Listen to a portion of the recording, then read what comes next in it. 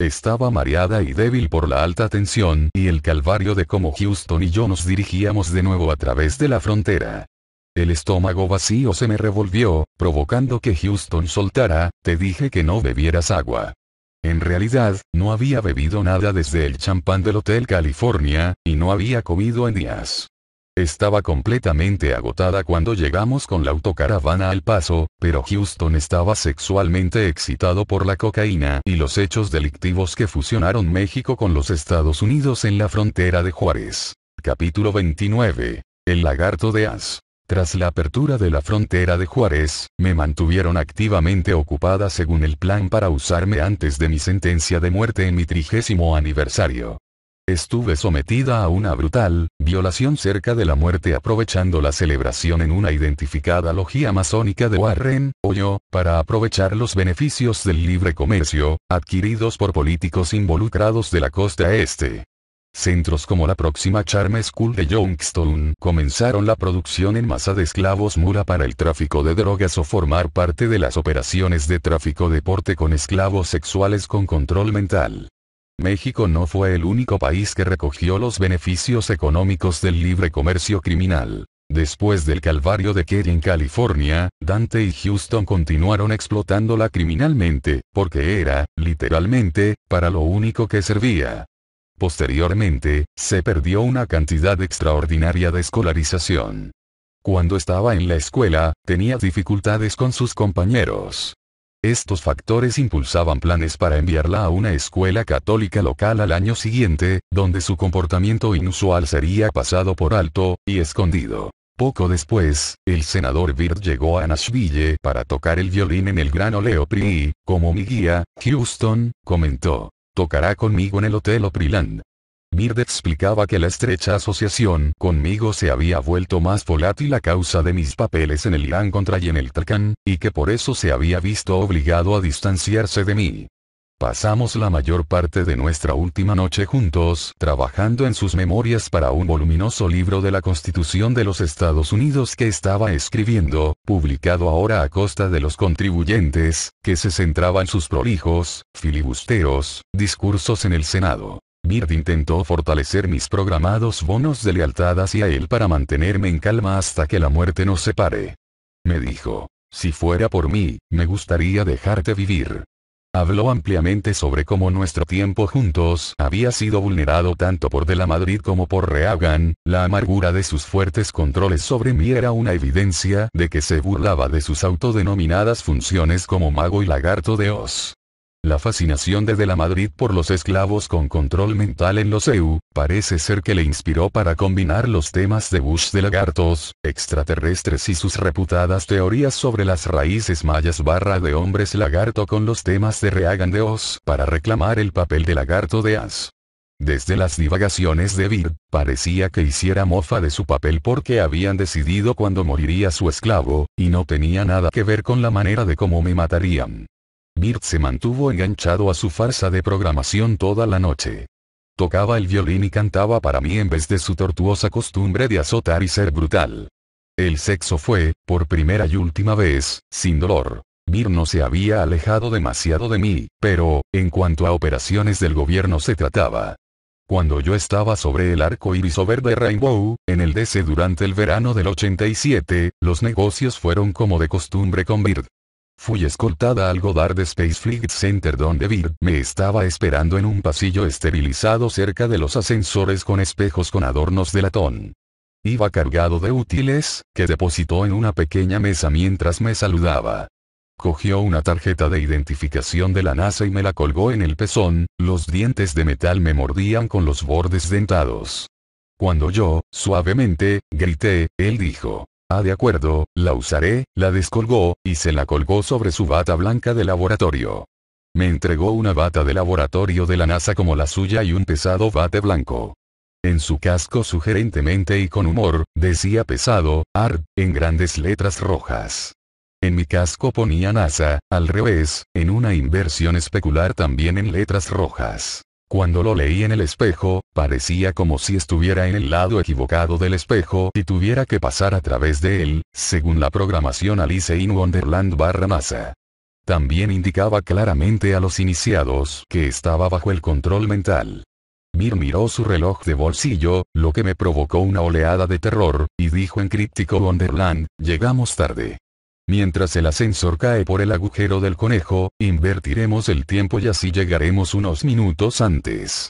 Mir me hizo dar vueltas ante las puertas como espejos del ascensor diciendo, mira profundamente en el espejo y sé todo lo que puedas ser, mientras estés infinitamente perdida en todo lo que veas. Mir medía su inducción hipnótica en función de lo que ordenaba.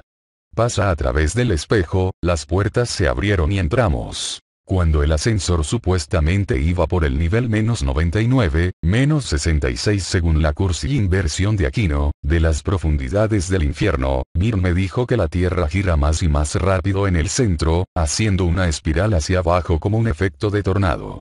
Yo caí más profundamente en mi trance hipnótico. Las puertas del ascensor se abrieron y apareció una réplica exacta de la planta que acabábamos de dejar. Sin embargo, el pasillo de esta planta llevaba a una sala de ordenadores y a una, aparentemente, desinfectada área de laboratorios. Algunos de los científicos que trabajaban encontraron divertidos los sombreros que llevábamos y incitaron a Byrd para que exagerara su comedia. Byrd de hecho ignoró a estos trabajadores de la NASA, como a muchos otros, quizás adulaban deliberadamente su ego de artista porque se apoyaban en sus créditos para financiarse. Byrd me hizo anunciar robóticamente a los trabajadores: me está tomando por su líder.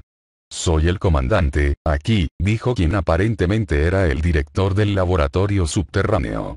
Los trabajadores volvieron de nuevo al trabajo mientras él seguía de pie con los brazos defensivamente cruzados sobre el pecho, mientras sus inteligentes ojos desde detrás de las gafas inspeccionaban la habitación examinando la situación. El comandante tenía algunos mechones grises en su pelo corto y oscuro, pero su construcción era sorprendentemente juvenil y elegante para su edad. Él y Byrd al parecer se conocían muy bien. Byrd se le acercó, arrastrándome hacia adelante. Tom, Byrd llamó a su amigo, que debería rondar los 50 y media sobre 1,80 m. Este es tu ejemplar del día que prometí entregarte. Estaré más interesado en ver qué puedes ofrecer, ya que las relaciones diplomáticas con México dependen de ella. No es que quiera aumentar ninguna presión que puedas tener, pero necesitan otras 7, exactamente como ella, para meterlas en la boca del lagarto real, de la Madrid, para evitar que esparza los intestinos por el proyecto. Es mejor así, amigo mío, dijo el comandante, acariciándose la barbilla sin descruzar los brazos. De esta manera no podrá hablar sin implicarse a sí mismo. Así es como lo ve el jefe. Byrd estuvo de acuerdo. Ya está metido hasta el fondo de todos modos, pero este tema, por los esclavos, le queda más cerca de casa y podrá servirse personalmente. Fuimos a una desinfectada área clínica, que tenía un laberinto de pequeñas habitaciones donde me desnudaron y prepararon para el laboratorio. Una enfermera me inyectó una droga del tipo Tranquility de la NASA y me dio instrucciones de ponerme la bata de nuevo. Ven por aquí, me ordenó mientras me llevaba por el pasillo, balanceando las caderas de forma exagerada. Obedecí inmediatamente. La droga de la tranquilidad no tenía efectos recreativos, pero producía una actitud de pacífico respeto hacia todas las órdenes recibidas. Cuando nos acercábamos al laboratorio del tipo teatro, un pequeño grupo de hombres que estaría presente hablaban con Byrd y el llamado comandante. Nos miraban y se reían de mi cumplimiento literal de andar como la enfermera. Fui conducida por el comandante a la entrada de un detrás de la escena, que en realidad era un hundido laboratorio rodeado de vidrio con asientos en filas ascendentes. Los científicos con batas de laboratorio de la NASA miraban hacia abajo sobre la mesa de laboratorio donde yo yacía, mientras el comandante me cableaba a una especie de ordenador. Una cámara colocada en la parte superior de un rincón de la habitación, filmaba todo lo que sucedía. Supe a través de las conversaciones entre Byrd y el comandante que de la Madrid había pedido un video de los últimos avances en las técnicas del control mental utilizadas para crear a sus 7 esclavas. En realidad, la cámara estaba filmando métodos científicos mezclados con desinformación cómica como un humorístico no a su solicitud. Desde que se me consideró agotada y mi muerte inminente, el comandante decía a los científicos que se sentía libre para joder al espécimen de laboratorio. Pero primero, dijo, antes de satisfacer sus curiosidades mentales y físicas con el muestreo de las mercancías del presidente, Reagan, debemos satisfacer el intelecto perverso y con poco espacio para el humor del presidente, de la Madrid. Se volvió hacia uno de los trabajadores técnicos y dijo, tendrás que editar esta cinta en beneficio de la Madrid y aprovecha para dejar fuera esta parte mientras la preparamos para hacer una broma en blanco y negro con el camaleón. Un lagarto vivo encerrado en una especie de tubo de ensayo de vidrio me fue introducido en la vagina. La cámara se centró en la zona donde mis piernas abiertas parecían en posición de parto. Actuando como si yo hubiera concebido mientras tenía relaciones sexuales con de la Madrid, el comandante dijo, ahora, para el producto final, que en términos sencillos equivaldría a la descendencia reproductiva de una máquina de reproducción de lagartos. Dramáticamente hizo chasquear un guante de goma y se lo puso e hizo ver que se disponía a hacerme un examen ginecológico. De hecho, estaba abriendo la puerta del tubo trampa del lagarto para que saliera. Muy lentamente, el lento lagarto sacó la cabeza fuera de mi vagina y se arrastró hasta quedar sobre la mesa de metal. Esto concluye toda la demostración de la experimentación de la clonación de una modelo presidencial, dijo el comandante. Parece ser que fui seleccionada como el prototipo de las 7 esclavas programadas que de la Madrid había solicitado. De la Madrid estaba interesado en esclavas programadas por la NASA que hubieran sido mutiladas vaginalmente como yo. Estaba sexualmente obsesionado con aquella horrible talla. No tengo forma de saber qué, ni qué avance tecnológico se proporcionó en realidad a de la Madrid gracias a la película. Solo sé que la desinformación deliberada contaminaba las metodologías representadas, y que nunca había experimentado ninguna programación ni ninguna de las pruebas ni antes ni hasta ahora por ninguno de estos métodos. Este vídeo creado para el lagarto real fue uno de los muchos temas crípticos de lagartos que la NASA utilizaba en sus operaciones en México. Todos mis roles programados en México involucraban a los prolíficos lagartos locales, las iguanas. De la Madrid me transmitió la leyenda de la iguana, y explicaba que los extraterrestres que descendieron sobre los mayas tenían forma de lagarto. Las pirámides mayas, su avanzada tecnología astronómica, incluyendo el sacrificio de las vírgenes, habían sido supuestamente inspirados por extraterrestres lagartos. Me dijo que cuando los alienígenas se mezclaron con los mayas para producir una forma de vida que pudieran habitar, fluctuaron entre un humano y el aspecto de una iguana con habilidades camaleónicas. Un vehículo perfecto para transformarse en líderes mundiales. De la Madrid afirmaba tener ascendencia maya/alienígena en su sangre, por lo que se podía transformar de nuevo en una iguana, a voluntad. De la Madrid producía un holograma similar al que hacía Bush en su iniciación Eres lo que lees. En su holograma como un lagarto, la lengua y los ojos producían la ilusión de que se estaba transformando en una iguana. Mientras que en México, se me ordenaba siempre esperar por las rocas donde las abundantes iguanas tomaban el sol antes de ser trance por lagarteadas, en el lagarto de As. Capítulo 30. En interés del tiempo y el espacio, el senador Patrick Leahy, de Vermont, quien ejerció como vicepresidente del Comité de Inteligencia del Senado de Estados Unidos en 1985-86, era amigo del senador Byrd. La posición de Leahy en el Comité de Apropiaciones de Byrd en el Senado, junto con su antigua posición en la inteligencia, le daba una enorme cantidad de poder e influencia. Si bien yo tenía motivos para haber estado en contacto con el senador Leahy en numerosas ocasiones, Kelly, aparentemente, estaba más familiarizada con él que yo. Esto se evidenció en nuestra reunión con él en Vermont a finales del verano de 1985. Alex Houston fue contratado para entretener en la feria del estado de Rutland, Vermont. Todo el viaje resultó ser una lluvia de actividad encubierta para mí, tiempo durante el cual obtuve un paquete de papeles de un agente no identificado con órdenes de entregarlo en mano al senador Leahy. Kelly se había mantenido tan ocupada como yo, ya que Boxcar-Willie y otros agentes de la CIA pedófilos se encontraban en abundancia en la feria en el estado natal de Leahy. El presidente Reagan me había dado órdenes específicas para llevar a cabo, mientras estuviera en Vermont, que incluían la entrega de un mensaje de Patrick para él. También me dijo, cuando vayas a Vermont, asegúrate de comprar, por LL Bean. Interpretando literalmente lo que sugería, pregunté, ¿toda la tienda? No, dijo Reagan riendo. Quiero decir pasar por allí. No tengo ninguna intención de comprar la tienda entera. Ya es mía. Solo compra un par de cosas, como una navaja suiza LL-Bean. Cuando Reagan dijo de LL-Bean, ya es mía, pensé que se refería a la cantidad de compras que hacía allí. Llevaba camisas de LL-Bean, suéteres, y zapatillas, dormía en mantas de franela de LL-Bean dentro de su pijama de LL-Bean, y llevaba su navaja suiza, Swiss Army Knife, LL-Bean presidencial negra, con la que se limpiaba las uñas. Pero capté el verdadero significado de la declaración de Reagan cuando fui detenida en la tienda LL-Bean de Vermont el último día del largo compromiso de Houston en la feria del estado de Vermont. La tienda LL-Bean, situada cerca de la cima de la supuestamente montaña más alta del bosque primitivo, parecía ser una tienda tapadera para la actividad encubierta de la CIA. Cuando pregunté al empleado asignado a Kelly y a mí por una navaja suiza negra, su respuesta indicó familiaridad con las operaciones encubiertas del gobierno. Utilizando el viejo y familiar mensaje, gatillo, al ordenar a Kelly y a mí el venid por aquí walk this way, nos llevó a través de un almacén y salimos por la puerta trasera.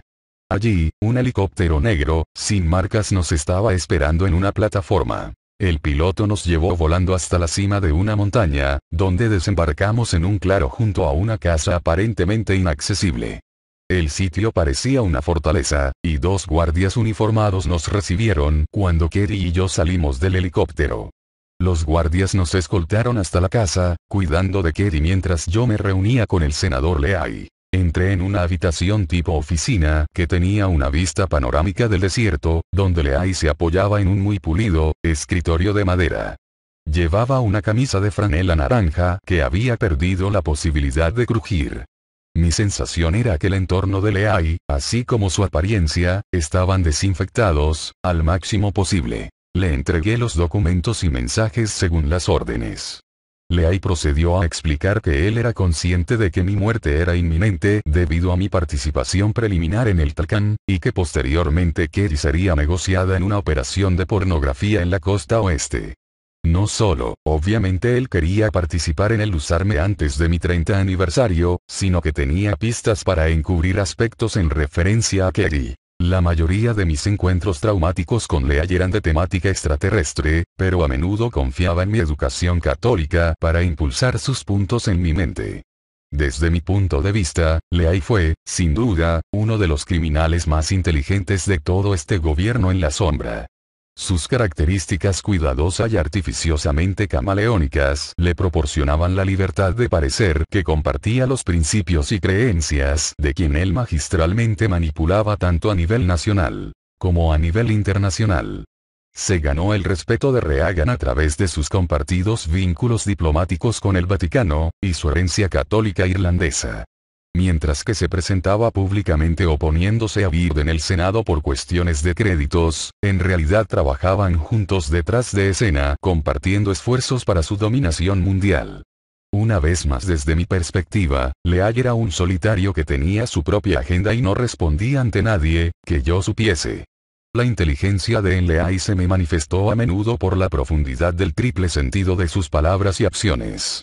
Todo lo que hacía era para un propósito más profundo, y este viaje a Vermont demostraba no ser diferente. A Kerry y a mí nos dieron lo que parecía ser una variación sofisticada de la droga de diseño de la NASA/CIA, tranquilidad, lo que nos convirtió en las esclavas robóticamente controladas que el senador Leahy prefería. Tal como la droga se iba apoderando de mí, yo escuchaba atentamente lo que Leahy estaba diciendo. Dios perdónala, dijo Leahy, refiriéndose tanto a mi papel en el Talcán como a su abuso pedófilo de mi hija. Por supuesto, Dios no es lo que te tiene que preocupar. Es un Dios pasivo, uno que pasa y vive solo en una Biblia. El Dios que se necesita para ser uno mismo en relación con el Dios que todo lo ve y todo lo sabe. Este gran, enorme, ojo en el cielo. Que todo lo ve, todo lo graba, y transmite la información correcta cuando es necesario. Permíteme darte algún consejo sonoro. Ten la boca cerrada, nada de esto es necesario que se sepa nada. Solo tu vicepresidente, Bush, lo sabrá con seguridad, y él ha estado manteniendo secretos toda su vida. No estoy sugiriendo que George Bush es Dios. Oh no, es mucho más que eso. Es un semi-dios, lo que significa que está a caballo entre los planes celestiales y terrenales para tomar medidas con lo que ve con su siempre atento ojo en el cielo. Contento con su manipulación metafórica de mi mente literal, terminó. Ahora, ya basta de jugar. Ve a buscar a la niña. Kelly estaba de pie en silencio y como un robot al otro lado de la puerta con los dos guardias. Nos llevaron por el pasillo, a través de una puerta tallada, y hasta el dormitorio de Leai. La habitación estaba muy afeminada para ser de un hombre, decorada en tonos pastel, volantes blancos, y grandes cojines ondulantes. Cuando el senador entró, Kelly refunfuñó, no tú de nuevo, Leai señaló a Kerry con la mano, lo que la inducía al silencio y la sumisión. A continuación, accediendo a fragmentos específicos de la personalidad que previamente habían recompartimentalizado en mi mente sobre el abuso sexual de la Kelly por Bush y Bird, Leai comenzó a desvestirse. Su piel pálida parecía aún más blanca contra las blancos sábanas con volantes, que parecían acentuar la perversidad de sus actos de pedofilia con mi hija que yo estaba obligada a ver. Completado su tortuoso abuso, Leai nos ordenó que le siguiéramos abajo a su laboratorio de tortura. Había visto y experimentado cámaras de tortura enterradas acondicionadas para espiar antes tanto en Estados Unidos como en México, y el laboratorio de tortura de Leai se parecía más a un laboratorio de la NASA. Su acceso a los últimos avances en electrónica / drogas de tecnología del control mental estaba en consonancia con su capacidad para utilizarlas. Fui atada inmediatamente a una fría mesa, de acero inoxidable y cromo por los dos guardias. Leai comenzó a recitar. Cruza tu corazón y espera morir, te introduzco una aguja en el ojo. Lentamente introdujo una aguja con cable en mi ojo derecho, mientras que Kerry era obligada a verlo. Esta dura prueba fue dirigida sin duda a provocar efectos traumáticos sobre todo en Kerry, ya que Leai pensaba que yo de todos modos pronto moriría. Si llamas, o lloras, Kerry será la primera en morir. Reza para que Dios y Bush te oigan, porque su ojo ahora tiene una oreja. Leai interrumpió su poema para explicar que yo ahora tenía un ordenador en el ojo enlazado con el ojo en el cielo de Bush, con la aguja siendo de antena y transmitiendo cada palabra que Kerry decía. Continuó conmigo cada palabra que dices, cada aliento que suspiras. Tu ojo lo transmite al ojo en el cielo. Kerry se lo creyó, que la había encerrado en el silencio. El secreto de Leai estaba seguro, por el momento. Mientras yo estaba literalmente fuera de mi mente debido al intenso dolor, Leai aprovechó la oportunidad para programarme con lo que dijo era información financiera para entregar a Bird. Esto implicaba ausencia de personalidad, por lo que tenía que destrozar los fragmentos que el mismo Leai me había deliberadamente cambiado al violar a Kelly para poder enviar su mensaje con el ordenador en el ojo. Me dijo que mi cuerpo era un conducto que lo enlazaba con el ojo en el cielo, a donde enviaba la información para su almacenamiento hasta el momento en que Bird accediera. Solo el más minúsculo pequeño pinchazo puede acceder al banco de almacenamiento del ordenador en el ojo, dijo Leai, riéndose del doble sentido de su propia burla en cuanto al tamaño del pene de Bird. Al parecer esta no era la primera vez que Leai transfería información de inteligencia del gobierno de los Estados Unidos sensible a Bird a través de mí. Tuve grabados fotográficamente números en bancos informáticos de mi mente desde que Leai me había preparado para la tarea unos meses antes en la base White Sands Missile en Nuevo México. Fue allí, en el área top secret del control mental de la base donde Leai me sometió a torturas extremas y programación de alta tecnología. La combinación de efectos era una costumbre, Leai dijo. La financiación seguirá siendo aprobada, siempre que proyectos como este, control mental, continúen recibiendo su total atención. Me trataron como a un animal de laboratorio sin aparentemente tener en cuenta si vivía o moría. Me pusieron en una jaula de metal con las paredes y el suelo electrificado, denominada por algunos como la reja del pájaro carpintero, que provocaba una tortura física ineludible. A pesar de sus torturas, su inteligencia, los métodos de alta tecnología, y las sofisticadas manipulaciones de la mente. El senador Leai no pudo ocultar sus secretos, incluyendo el abuso sexual a Kerry. Tuvo éxito, pero, al hacer que Kerry y yo fuéramos hospitalizadas por sus abusos de tortura a nuestro regreso a Tennessee. Tuve dolores insoportables y sufrí un daño irreparable en mi ojo derecho, mientras que Kerry psicosomáticamente sufrió una insuficiencia respiratoria debido a sus traumas extremos. Las manifestaciones físicas de la devastación psicológica causada en nosotras por el senador Leahy han impedido a gente ajena el plantear preguntas con respecto a la causa. Igualmente digno de mención, son los otros numerosos autores de alto perfil a los que Kerry y yo tuvimos una exposición a lo largo de los años. Estos individuos, a pesar del modus operandi de la necesidad de saber de la CIA para mantener que la mano izquierda no sepa lo que está haciendo la mano derecha, estaban en condiciones de tener conocimiento de las victimizaciones de Kerry y la mía. Todos ellos accedían a nuestra programación, bien fuera para distribución de drogas, entrega de mensajes, manifestaciones del control mental, o, más frecuentemente, para su perversa gratificación sexual. Estos demasiado numerosos individuos y eventos son capítulos importantes de mi vida que, por razones de tiempo y espacio, serán totalmente expuestos en un libro de próxima aparición. En lugar de señalar a estas personas con el dedo por una cuestión de venganza no admite ninguna comparación, deben ser identificados públicamente por el bien de todos nosotros y, sobre todo, por amor a nuestros hijos. Por tanto, una lista de perpetradores será compilada y distribuida estratégicamente para la posteridad, así como para evitar que estos individuos intervengan en cualquier audiencia. 2. En el Congreso que habrá próximamente como resultado de esta exposición. 1. Las navajas suizas negras de LLVan, eran un indicador codificado de operaciones del nivel de la Casa Blanca. Las navajas suizas rojas y navajas suizas normales son otro indicador estándar de la CIA con el que también estaba familiarizada. 2. Por favor, danos vuestro apoyo en este esfuerzo de escribir a vuestros congresistas. Capítulo 31. El rey y el ojo. Arabia Saudí hacía de rosca, o bien de entrada o bien de salida en la mayoría de las operaciones en las que estuve involucrada, debido principalmente a la compra y el envío de armas, drogas, y niños programados de cabello rubio y ojos azules. Según las demandas de George Bush, Arabia Saudí era, en esencia, un brazo financiero controlado por Estados Unidos. El rey Fahd de Arabia Saudí, y su embajador en Estados Unidos, el príncipe Bandar, proporcionaban un frente a las operaciones encubiertas inconstitucionales y penales de Estados Unidos. Esto incluía el armamento de Irak y de la contra nicaragüense, la participación de Estados Unidos en el escándalo del Banco de Crédito y Comercio Internacional, BCI, y la financiación del presupuesto negro a través de la compra de niños de nuestra nación, para ser utilizados como esclavos sexuales y jinetes de camellos. Desde que los Estados Unidos habían ganado el control de las industrias de las drogas a través de las llamadas guerras de las drogas, Arabia Saudita jugaba un papel integral en su distribución. Tuve la experiencia de que la afirmación de Bush de tener al rey Fahd de Arabia Saudita como su títere era, de hecho, una realidad. Era natural pues que las criminales relaciones diplomáticas con México interactuaran con Arabia Saudí bajo aquellas circunstancias.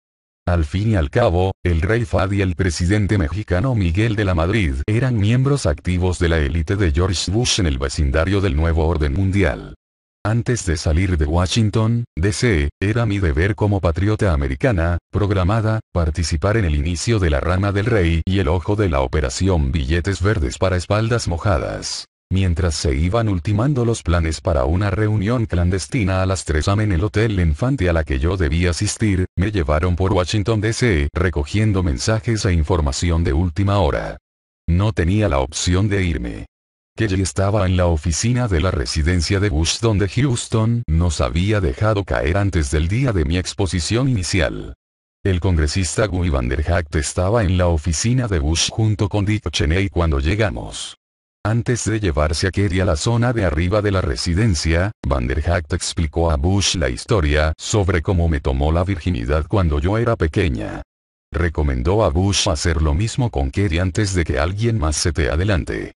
Bush rió y respondió, ¿qué te hace creer que no la tengo?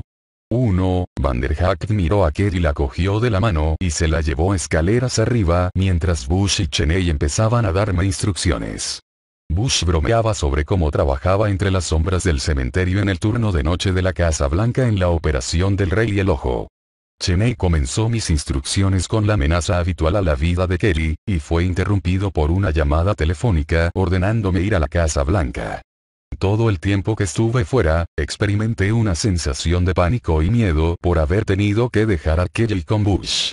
Aunque no podía saber las razones, la experiencia de Shasta me había dejado con un incomprensible temor subconsciente por la vida de Kelly que se vio agravado por las más recientes amenazas de Cheney. Estaba aprensiva cuando estuve de vuelta en casa de Bush aquella noche, tarde, para acabar de recibir instrucciones. Habían empezado una fiesta, y yo estaba consternada al ver el lugar tan concurrido y sin niños.